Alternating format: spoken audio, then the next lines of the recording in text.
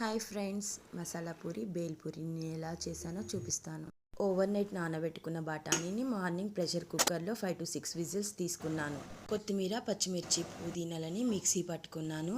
సరిగా పేస్ట్లా రాలేదని కొంచెం పెరుగు వేసుకుంటే మంచిగా పేస్ట్గా అయింది. ఒక గిన్నెలో కొంచెం ఆయిల్ వేసుకొని చిన్నగా కట్ చేసుకున్న టమాటా ముక్కలు వేసుకొని మెత్తగా మెదుపుకున్నాను. పానీపూరి మసాలా, గరం మసాలా, పెప్పర్, ఆమ్చూర్, పసుపు, శనగపిండి ఇవన్నీ ఆ టమాటా ముక్కల్లోకి యాడ్ చేసుకొని కొంచెం కలుపుకున్నాక కొత్తిమీర, పచ్చిమిర్చి, కరివేపాకు పేస్ట్ని యాడ్ చేశాను. తర్వాత ముందుగానే బాయిల్ చేసి పొట్టు తీసి పెట్టుకున్న ఆలుగడ్డల్ని ఉడికిచ్చిన బఠానీలోకి వేసి మెత్తగా మెదుపుకున్నాను. ఇదంతా కూడా స్టవ్ మీద గిన్నెలోకి వేసేసుకొని నీళ్లు పోసేసుకొని ఇంచుమించు 1.5 లీటర్ నీళ్లు పోసాను.